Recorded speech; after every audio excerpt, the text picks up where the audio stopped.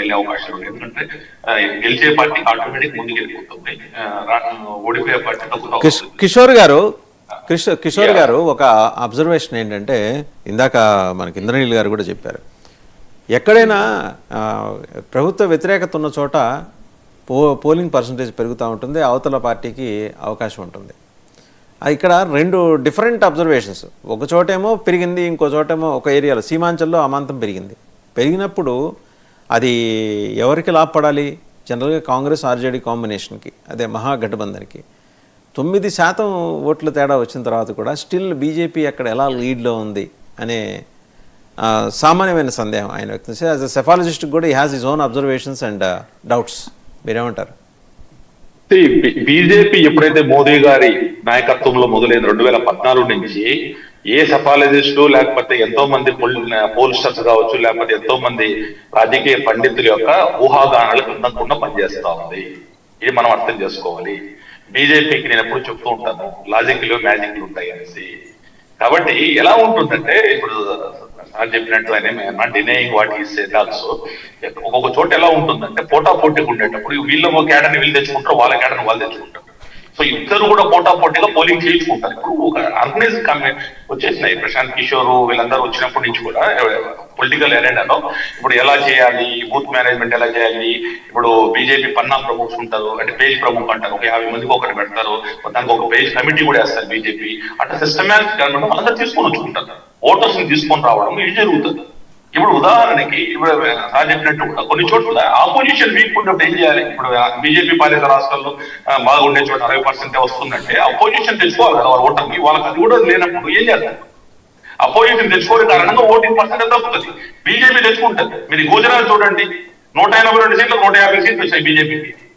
ఇది after 30 years 25 years పైన 95 లో తర్వాత 2022లో జరిగింది election. After 27 years BJP got 156 out of 182. So BJP తెచ్చుకుంటుంది, అపోజిషన్ తెచ్చుకోకపోతే పర్సెంటేజ్ తగ్గచ్చు ఆబ్వియస్ గా. ఇక్కడ అలా ఉండదు కదా.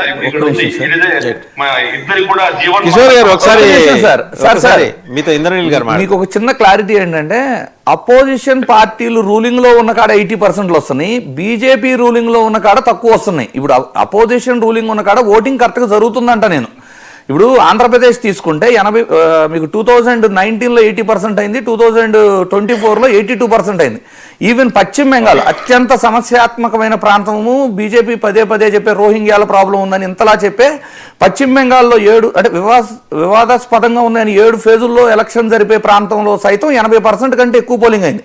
కానీ దేశం మొత్తం వెలిగిపోతుంది బీజేపీ వల్లనే డెవలప్మెంట్. అసలు గుజరాత్ ఒక దేశానికే నమూనా అని చెప్పే బీజేపీ పాలిత ప్రాంతమైన గుజరాత్లో సైతం 55% ఓటింగే ఉంది. దీన్ని ఏమని చెబుతారు మీరు? నేను అదే సార్ చెప్పేది మీకు. బీజేపీ గుజరాత్ లో ఉంది 27 సంవత్సరాల నుంచి. కాంగ్రెస్ వాళ్ళు వాళ్ళ ఓటర్ని తెచ్చుకోకపోతే పర్సెంటేజ్ తగ్గుతుంది కదా. వాళ్ళ ఓటర్ని తెచ్చుకుంటే ఇప్పుడు ఇద్దరు తెచ్చుకోండి. ఇప్పుడు ఆంధ్రప్రదేశ్ తెచ్చుకోండి. ఇది ఎలక్షన్ కమిషన్ బాధ్యత కదా సార్, ఇది ఎలక్షన్ కమిషన్ బాధ్యత కదా. ఎలక్షన్ కమిషన్ అనేది ప్రతి ఒక్కళ్ళు ఓటేసే విధంగా అవేర్నెస్ క్రియేట్ చేయాలి కదా అంట. ఎలక్షన్ కమిషన్ ఇప్పుడు హైదరాబాద్ లో ఉంది, జూబ్లీహిల్స్ ఎంత వస్తుంది పర్సెంటేజ్, సిటీలో 40% వస్తాయి. ఇక్కడ ఆగుతాం సార్. ఇక్కడ ఒక అబ్జర్వేషన్, జూబ్లీ హిల్స్ లో మైనారిటీ ఓటర్స్ ఎక్కువగా ఉన్నారు. మీరు దేశవ్యాప్తంగా మైనారిటీ ఓటర్స్ ఎక్కువగా ఉన్న ఏ అసెంబ్లీ ఏ పార్లమెంట్ తీసుకున్నా కూడా 55 నుంచి 60% పోలైన చరిత్ర లేదు.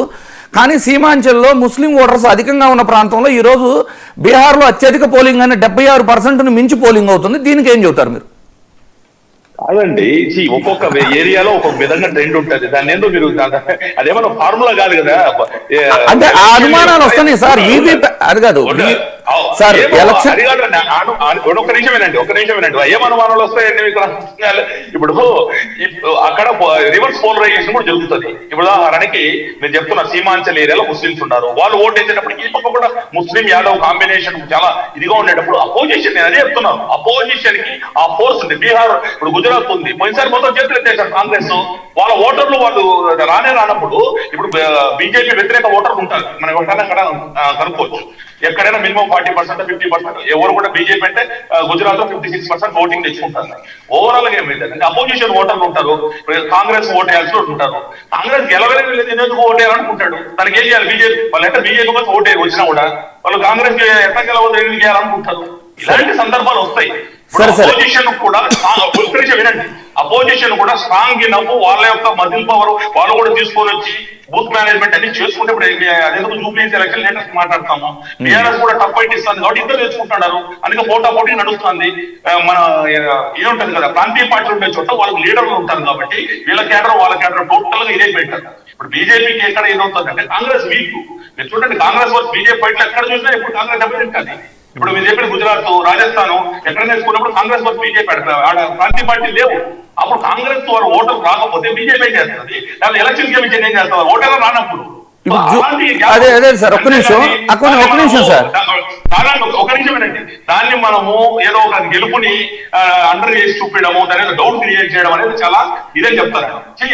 డౌట్ కాదు సార్, ఎలక్షన్ కమిషన్ పబ్లిష్ చేసిన డేటా మీద అనాలిసిస్ చేసి చెప్తున్నాం.